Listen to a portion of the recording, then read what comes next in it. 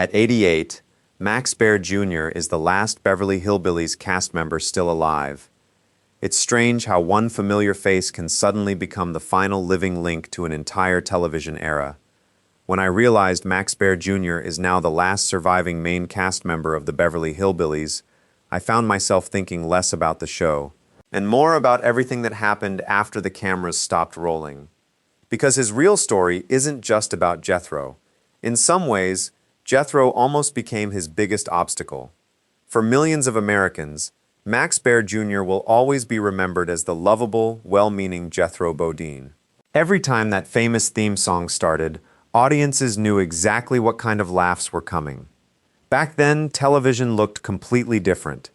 There were only a handful of major networks, families gathered around one television, and hit shows became part of everyday life almost overnight.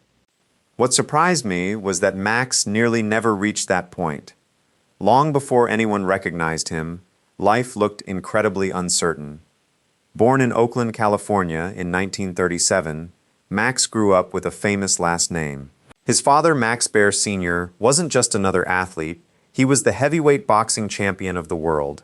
Many people assumed the son would naturally follow the father into boxing. Instead, Max quietly chose another path. He attended college, studying business and philosophy, subjects that probably seemed far removed from Hollywood. But somewhere along the way, he decided acting was worth the risk. That decision nearly broke him. Hollywood wasn't waiting with open arms. There were stretches when he couldn't find steady work. Rent became difficult to pay. Unemployment checks barely covered basic expenses. He sold personal belongings just to stay afloat. At one point, he admitted that for several days he survived mostly on milk because money had become so scarce.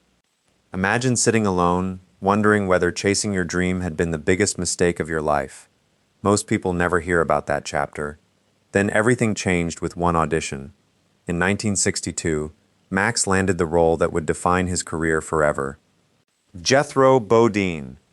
The funny part is that Max wasn't even from the South. Growing up in California meant he had to work hard to create a believable Southern accent. He studied it carefully until audiences completely accepted the character. It paid off. The Beverly Hillbillies exploded into one of the biggest television sensations of the decade. Viewers couldn't get enough of the Clampett family, and Jethro quickly became one of television's most recognizable characters. Success came almost instantly. Freedom did not. That's the cruel side of Hollywood that people don't always see.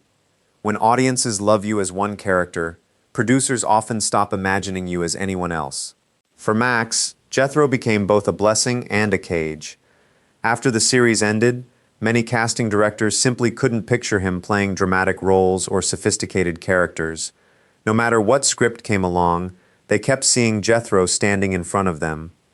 I always find stories like that fascinating because fame sounds wonderful until it quietly limits your future. But Max wasn't interested in waiting for Hollywood to change its mind. He decided to change the game himself. Instead of chasing acting jobs that rarely appeared, he stepped behind the camera. He wrote, produced, and starred in Macon County Line, an independent film that few people expected to become a massive success. It did exactly that. The movie earned far beyond expectations and became one of the most profitable independent films of its era. Suddenly, the man many assumed could only play a goofy country character had proven he understood filmmaking and business. That second chapter may actually be even more impressive than the first. His business instincts kept growing. Over the years, Max invested in real estate and explored projects connected to the popularity of the Beverly Hillbillies. He pursued themed restaurants, casino concepts, licensing opportunities, and even gaming ideas inspired by the show's characters. Not every venture worked. Some projects became tangled in legal disputes. Others struggled financially before ever reaching their full potential. Still, I can't help respecting the determination. He refused to let one television role become the entire story of his life. Away from the spotlight, though, life carried far heavier challenges. Max was married briefly, but much of his later personal life remained intensely private. One tragedy, in particular,